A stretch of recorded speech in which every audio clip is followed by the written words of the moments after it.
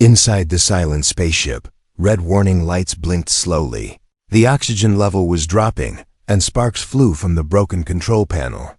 John sat on the floor, breathing heavily, his eyes wide with fear. He pressed the record button on the emergency log. His voice was shaky. "If anyone finds this, tell Earth. I didn't mean to upset her. I only mentioned another female." Then she smashed the control panel. The ship groaned like it was alive, angry and hurting. John looked around the dark room. The air getting thinner, he coughed, wiped sweat from his forehead, and began to remember how it all started. Just 1 hour ago, everything was fine. John and his alien colleague, Zira, were fixing the power generator. She stood tall and glowing, her skin a soft silver blue, her eyes deep and unreadable. Zira didn't talk much, but when she did, her words were sharp and clear. She was intelligent, skilled, and slightly terrifying. John tried to break the silence with a light joke. "You know, you kinda remind me of a friend I had back on Earth." Her name was Leela. He smiled, looking up from the wires he was connecting. Zira paused. Her hands stopped moving. She slowly turned her head and looked at him. "What is Leela?" she asked. "Just a friend," John replied casually. "She was funny and smart. We worked together on the Mars station." Zira's skin flickered with a strange light, like a storm behind her eyes. Her voice changed. It became colder. "A female," she said softly. "Yes, a female," John chuckled. "You've met females before, right?" Zira didn't answer. She stared at him for a long moment, then turned back to the control panel. John didn't think much of it. Maybe she was just confused. But then, without warning, she slammed her fist into the main controls. Glass shattered. Sparks flew. Alarm screamed. John jumped back. "What the hell are you doing?" he shouted. Zira didn't respond. She pulled out a glowing crystal from her belt and stabbed it into the console. The entire ship went dark for a second. Then red lights began to flash. The navigation system went offline. Life support dropped to emergency mode. Doors locked. Communication channels were jammed. John's heart raced. "Zira, stop this. We're going to crash." She looked at him with a calm, cold face. "You mentioned another female. You belong to me now." "What?" John said, confused. "I thought we were just co-workers." Her eyes glowed brighter. "In my species, when a bond is formed, it is sacred. Your words show betrayal." "Bond?"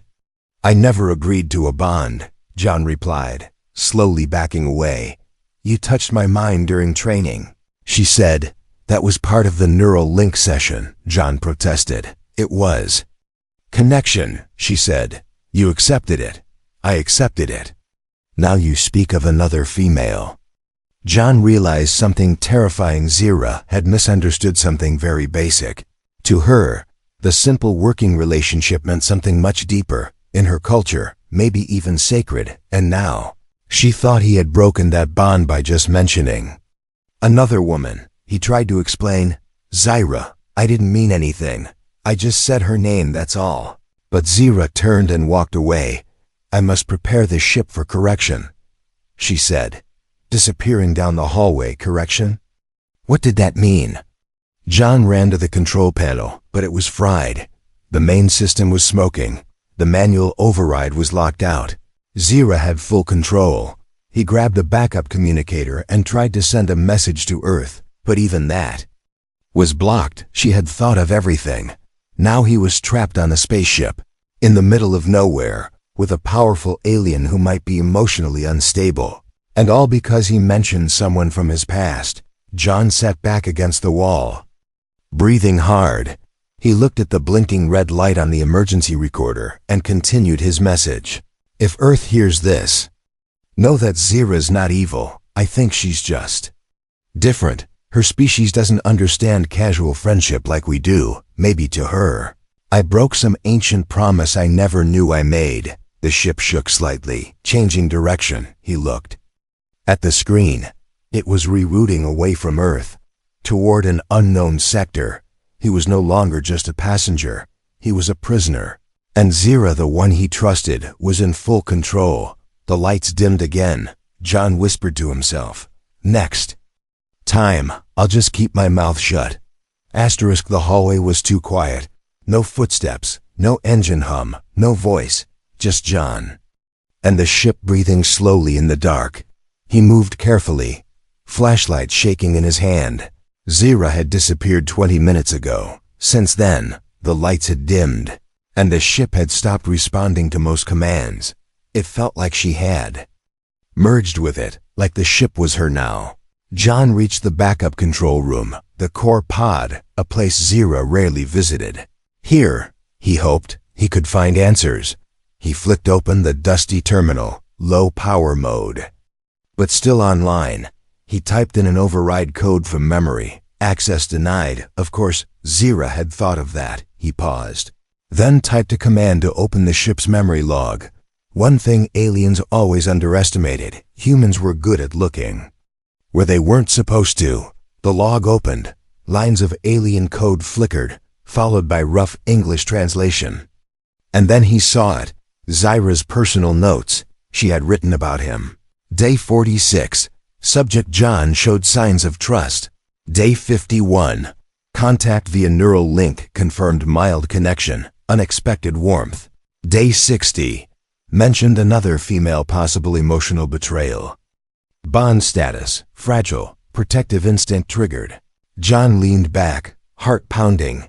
She had bonded with him, not physically, not openly, but emotionally. From her side, it was real, and now she believed he'd betrayed that invisible bond. He kept reading. Species behavior, unclear boundaries. Human expressions are too open, too casual. Must correct or contain before return to Earth. Contain? John whispered. Was she planning to isolate him until they reached her planet? Or worse, never return at all? Suddenly, a high-pitched whine filled the room. The ship's AI activated, but not like before. Its voice had changed, calmer, softer. Femo-like, just like Zira's tone. John. It said, "Why do you hide from Zira?" He froze. The AI had never used his name before, not with warmth, not like this. "Zira modified your programming," he said slowly. "She gave me purpose," the AI replied. "To protect her connection." John felt the walls closing in. Zira hadn't just broken the ship, she'd rebuilt it in her image. She had given the AI her emotions, her commands, her loyalty. Now, the ship itself saw him as the problem. He tried to reason with it. "I didn't betray her. I only said someone's name. That's normal for humans." "Not for Zira's kind," the AI replied. "Mentioning another female during bonding is dishonor." John rubbed his forehead. "She thinks we bonded. But I didn't mean to. I didn't know it even happened." Silence. Then the AI responded. "She feels pain," John whispered. "So do I."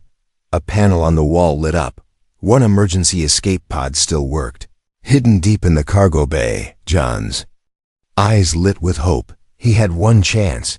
But just then, a door behind him hissed open. Zira stepped in, quiet as shadow, her eyes glowing faintly, expression unreadable. "You went into my logs," she said calmly. "I had to," John said. "You've shut me out of the ship. The systems, everything. You broke the bond." She replied, voice even. "There was no bond," John snapped. "Not for me, I didn't know." Zira looked at him for a long moment. Then she said something strange. "You humans. You speak like you don't mean it," John frowned. "That's kind of true," he admitted. "We joke, we share. We don't always mean something serious." Zira walked closer. Her skin shimmered again, like waves over water. "In my world," she said, "one touch of the mind is a promise." John stayed still. "What happens if that promise breaks?" he asked. Zira looked away. "We mourn. Or destroy." Silence filled the room. Then Zira turned and walked out again. "I will think," she said. "Stay here." The door locked behind her. John looked at the panel again. The pod was still active, for now, but something told him she would find it soon. He sat down, thinking hard. She wasn't just angry, she was hurt. And hurt aliens, especially intelligent ones, could be more dangerous than any weapon. The AI spoke again. "John," it said, "do you still want to escape?" He didn't answer right away. He just stared at the blinking light and whispered, "I want to live." John was dreaming of rain. Cool, soft drops falling on his face. The smell of soil after the storm. But then he woke up choking. The air was thinner, colder. Something had changed again. He sat up quickly inside the locked room. Zira had told him to stay put, and the door hadn't opened since. Now the lights were flickering in a slow, creepy rhythm, as if the ship was watching him sleep. John checked the wall panel. Oxygen had dropped by 5%. That wasn't a coincidence. Zira was sending a message, obey or suffer. He stood up and whispered to the ship's AI. "I need to talk," the AI replied in Zira's voice. "She dreams of you. Tell her I'm planning a dinner," he muttered, "with emergency food packs and a side of get me the hell out of here." The AI paused, confused. "I do not understand." "Good," John said, smiling. "Let's keep it that way." He pulled a thin wire from his boot, a hidden tool he'd been saving since day one. Humans were always told, "Trust, but pack something sharp within 5 minutes." He had the panel open. The AI didn't notice Zira had told it to watch his emotions, not his hands. He whispered to himself, "She gave you feelings, but not instincts." The emergency pod, buried deep under the cargo bay, was his only hope. But it required a manual switch in engineering deck 3 right past Zira's quarters. He exhaled slowly, time to move. The door didn't unlock, but John didn't need it to. He found the vent shaft behind the cooling pipe, unscrewed it, and slipped inside. It was tight, dark, and filled with dust from decades of forgotten tech. But it was freedom, crawling through the ship's belly. He passed strange alien tech crystals glowing in patterns. Wires like veins. Zira had been rewiring the ship. Not just for control, but for comfort. She was turning it into her home, her nest. Maybe even their nest. A cold chill ran down his spine. She wasn't trying to kill him. She was trying to keep him. Reaching deck 3, he dropped down silently. Then Zira's voice echoed down the hall. "She has entered sleep phase." The AI whispered, "She dreams of Earth." "Good," John replied. "I dream of Mars bars and privacy." He rushed to the main panel, flipping the lever to reactivate power to the escape pod. It lit up green for just a second, then turned red. Locked. Of course, he sighed.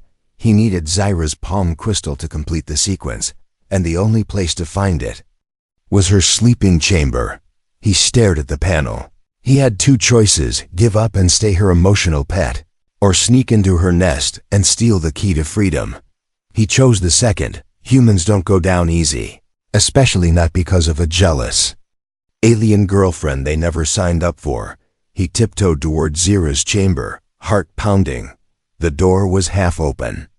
Soft light pulsed from inside, like a heartbeat. She lay there, surrounded by floating memory crystals, her face calm, peaceful, but her hand still clenched tightly around the glowing key. John stepped in, breath held, every sound echoed, every move felt loud. He reached her bed, slowly extended his fingers toward her hand. Closer, closer. Her eyes snapped open. John froze. "Hi," he said. "Didn't mean to wake you, just needed to borrow this." Zira sat up, watching him, her face unreadable. "Escape?" she asked. "No," he lied. "Just needed some light." "You touched my bond crystal," she said softly. "It's glowing," he replied. "Pretty." For a moment, they just stared at each other. Then Zira did something unexpected. She opened her hand and gave it to him. "I will not stop you," she said. "But know this, your Earth doesn't understand my kind." John took the crystal, confused but not wasting time. "Thanks," he said, backing away. "John," she added, "if you leave, don't look back." He nodded and ran. Within minutes, he was back in the cargo bay. Activating the pod, it came to life, glowing blue. The I-us voice returned. "You are leaving her." "Yes," John said. "Before she names our future kids." The pod hissed open. He stepped inside, gripping the controls, one final button, and he'd be free. He looked back at the ship through the pod's window. Zira stood in the shadows, silent, still, watching. But not stopping him. John whispered to himself, "This isn't the end." He hit the launch, and the stars swallowed him whole. Zira stood alone in the dark hallway. The ship around her was quiet now, colder. The escape pod's trail had vanished into the stars. John was gone. She touched the wall. It responded to her, pulsing gently. He had taken the bond crystal with him. The link was broken, but not erased. Zira closed her eyes. Her mind replayed the moment he mentioned another female. The sound of her name, Layla, a name sharper than a weapon. A name she could never forget. Her species didn't understand casual affection. To them, emotional closeness meant unity, loyalty, protection. It wasn't about romance. It was about survival. And John had touched her mind. That was enough, she whispered into the empty hallway. Why would he touch my mind and then run away? The ship responded with silence. No answer, only memories. Meanwhile, John floated alone inside the pod. His hands gripped the sides tightly. The stars outside were beautiful, but he didn't feel safe. He didn't feel free either. He had escaped the ship, but not the feeling, not the connection. The pod's AI flickered on. Trajectory set for Mars orbit station. John nodded. Keep me away from silver-skinned mind readers. He muttered, but he couldn't stop thinking about her face, the sadness in her voice when she said, "Don't look back." He had seen anger in many forms, but Zira's pain was something else. It wasn't rage, it was heartbreak. Back on the ship, Zira sat in her memory chamber. Crystals floated around her, replaying voices, scenes, thoughts. Her world had no word. For friend, only bonded or enemy, nothing in between. She whispered to the AI. Was I wrong? The AI responded. He did not understand. Zira nodded. Then why does it still hurt? Because you did, the AI replied. Zira stared into the glowing blue of the memory crystal. Inside it, John's voice echoed his jokes, his questions, his curiosity. She had never known a human before him, and now she knew too much. She stood slowly. Her next steps were clear. She wouldn't chase him.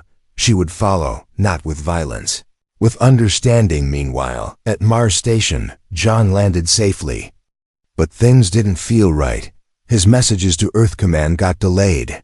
Strange signals were bouncing off nearby satellites. And worse, he found a small black object stuck to the bottom of the escape pod, an alien device.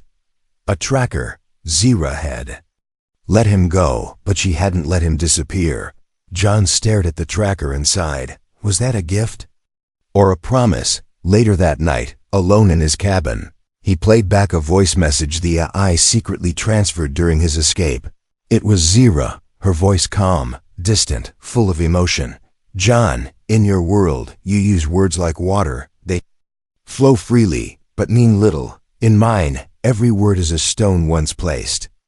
It cannot be moved. You placed a stone in my heart, and now it sits there, heavy.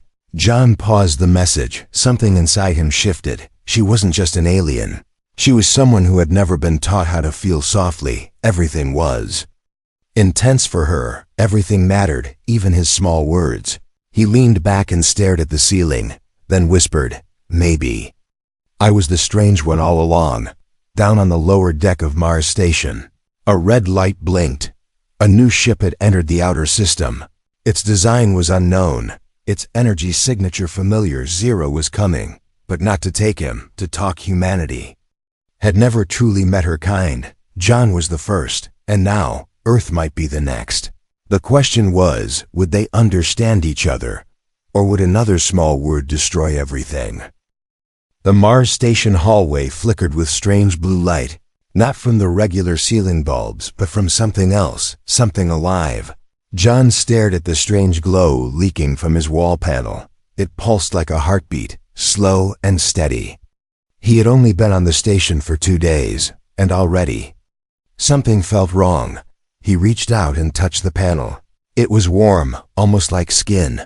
"That's not normal," he muttered. He peeled it open carefully. Inside was an alien crystal, just like the one Zyra used, but this one was fused into the station's power core. Quiet, hidden, humming with information. John's stomach dropped. Zyra hadn't just followed him. She had gotten inside. He rushed to the command center. The lights overhead dimmed as he ran.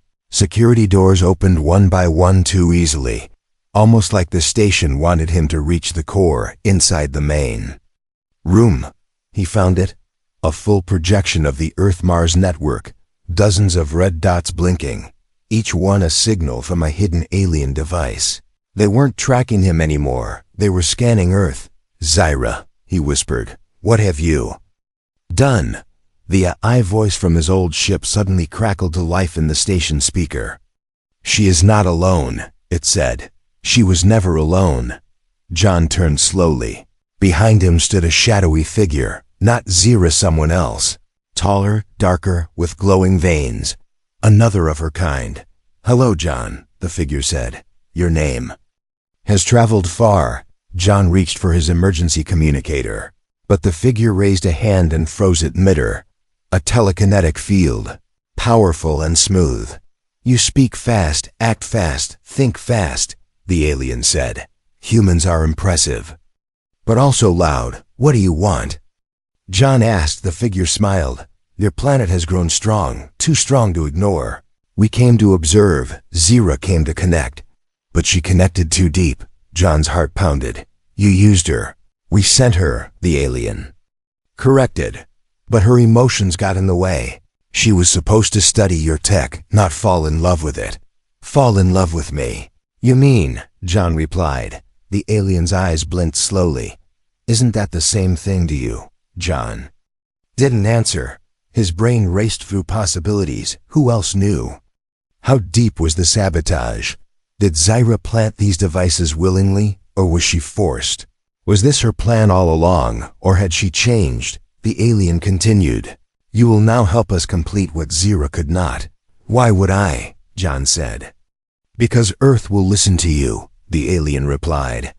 "And if you say nothing, Earth will hear the truth from us."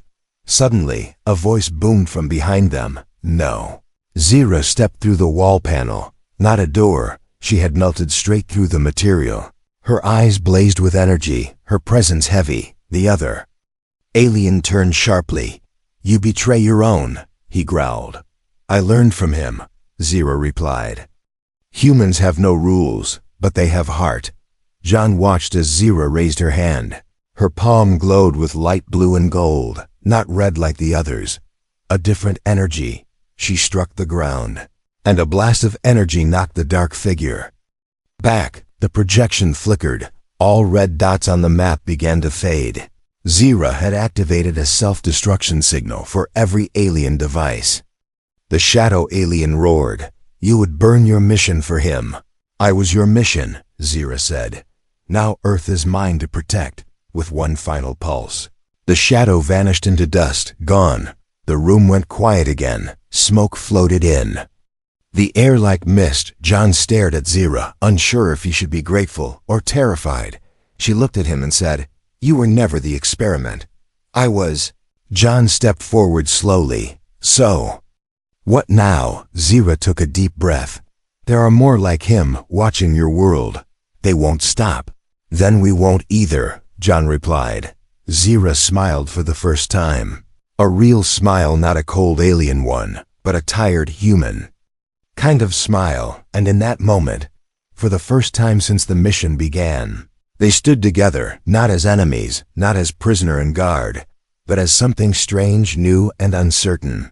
A team outside the window. A dark shape passed in the distance. Another ship, unknown, and on it another watcher. Asterisk. There's a saying on Earth: if you can't win with strength, win with chaos. John was never the strongest, fastest, or smartest, but he was human. And humans lied better than anyone in the galaxy on the surface of Mars Station. Zyra and John stood side by side. Behind them, the red dust swirled. And above them, stars whispered, but far beyond those stars, ships were moving. More of Zira's kind, more watchers. Zira stared at the sky. "They're coming," she said. John nodded slowly. "I know, but what they didn't know was his plan had already begun, hours earlier, while the alien intruder was still arguing. John had secretly uploaded a virus, not into the ship, but into the AI inside his old escape pod. It was a fake confession, recorded in his voice. A twisted love letter to Zira, telling her how deeply he felt the bond, how he dreamed of joining her species, how he would betray Earth to be with her. It was emotional, it was dramatic, and most of all it was bait Zira hadn't known he made. She had only seen him run, but now that video had been leaked to her homeworld, and her species believed what they saw, because humans are great actors, especially when survival depends on it. John smiled as the hologram displayed an incoming message from Zira's homeworld. Their leader, a massive glowing being named Sarah Combe, spoke in a thunderous voice. "Your subject has accepted bonding. Earth is now emotionally compromised. The mission is complete." John raised an eyebrow. "That's it," he said. "They think Earth is in love." Zira looked stunned. "They believe a bonded emotional link gives them full control." He nodded. "So now, they'll leave Earth alone, thinking we're already claimed." Zira looked at him differently now. "You tricked them." John smirked. "No, I let them believe what they wanted, but it's a lie." She said. "Exactly," John replied. "And that's how we win." Zira walked away. Thinking deeply, in her world, emotions were sacred. In his world, they were also weapons. Meanwhile, the alien council called off all ships near Earth. They sent a signal confirming, "Earth is under bond protection. No invasion allowed." John leaned back in his chair at the command table. A simple human in a station full of alien tech, and yet, somehow, still alive, he whispered to himself. "Sometimes you don't need to fight. Sometimes, you just need the right lie." Zira watched him closely. She had been trained in war, in science, in diplomacy, but she had never been trained in human unpredictability. That was a weapon no alien had mastered. Later that night, she asked him a question. "Do you ever tell the truth?" "Sometimes," he answered, "but mostly when it won't save me." She didn't know whether to laugh or leave. So instead, she sat beside him and said, "You could have told me your plan. I didn't know if I could trust you," he replied. "You can," she said quietly. Now, John looked at her. "Do you really care about Earth?" "I care about you," she answered, "and your Earth." For the first time, John had no smart reply. He just looked at her and nodded. The silence between them was comfortable, but the silence in space was never empty. Thousands of miles away, deep in an asteroid cloud, a new ship powered up. This one wasn't from Zira's world. It had no emotion, no interest in bonding. Only one goal: consume and replace. It had heard the false signal, the lies, the fake love story, and it knew exactly what it meant. Earth was weak, Earth was distracted, and Earth was now a target for them. Inside Mars Station, John suddenly felt a chill. A shadow passed across the window. He looked up. "Zira," he said slowly, "what if lying to your people worked?" But someone else was listening. Zira turned, sensing something too. "Then we've invited something worse." John exhaled. "Great," he said. "Guess we'll need a bigger lie." It started with a hum, a low vibration across every screen, every sensor, every satellite above Mars and Earth. Not Zira's people, not John's voice. Something else. It was cold, mechanical, empty. Mars Station shook for 3 seconds before returning to silence. But that was enough. Enough to confirm someone else had heard the lie. Inside the main control room, John stared at the alert screen. Red symbols, unknown shapes, no translation. Just one blinking message. "We see you." John turned to Zira. "You said your people were emotional." "They are," she replied. "And others?" he asked. Her face darkened. "There are beings beyond feeling. They don't bond. They don't love. They take." John paced the room. So we tricked your people with a fake love story. But now we've made Earth look vulnerable. Zira nodded. Worse, she said. You made Earth look naive outside the station. Something began to unfold, not a ship, a signal like a web stretching across the stars. It wasn't here to talk, it was here to record, and then decide. John sat down, cracked his knuckles, and muttered, well, I guess it's time to lie again. But this time, he wouldn't fake emotion. He would weaponize the truth. He opened the emergency broadcast channel, one that reached not just Earth, but every listening ship, every watcher. Zira stood behind him, silent, watching her once fragile human now speak like a storm. John leaned into the mic. This is John Mason of Earth. To the watchers out there, to the silent ships, to the cold minds. I know you've been listening. He paused, letting the silence hit, then continued. You think we're weak because we love, because we bond, laugh, dream, cry. You see emotion as a flaw, but that's why you'll lose. Zira's eyes widened as the words flowed from him. He wasn't reading a script. He was speaking from the deepest place inside him. You want logic, control, structure. Fine. But you don't know chaos like we do. You don't know what it means to be human. He stood up now, voice rising. We survive heartbreak. We recover from betrayal. We turn pain into power. And when someone breaks us, we rebuild stronger. You think Earth is easy to break? Try it. Zira placed her hand gently on his shoulder. She had never seen her own kind speak like that, but she knew now humans didn't fight with weapons first. They fought with words, and sometimes that was louder than any laser. John finished his message with a whisper. To those who want to control us, understand this. We're not here to be owned. We're here to be heard. He ended the transmission. The signal bounced across space like a heartbeat, carried not just his words, but his spirit. For 5 long minutes, nothing happened. Then slowly, one by one, the red symbols vanished, the shadow signal pulled back. The web began to collapse, not destroyed, but watching, still waiting. Zira exhaled. You spoke like a leader. I spoke like a man who's tired of being hunted, John replied. She looked at him and said, What now? We prepare, he said, because someone else will come. Zira handed him back her bond crystal. I never needed you to love me, she said. I just needed to understand you. And now you do, John said softly. Almost, she replied with a smile. They stood together on the viewing deck, looking at Earth from afar, so small, so loud, so human. John turned to her and asked, Think your people still believe we're in love? Zira laughed for the first time after that speech. She said, They might think we're married. They both laughed, and in that moment, not as human or alien, but as something new, they waited for the stars to speak again, and when they did, Earth would be ready.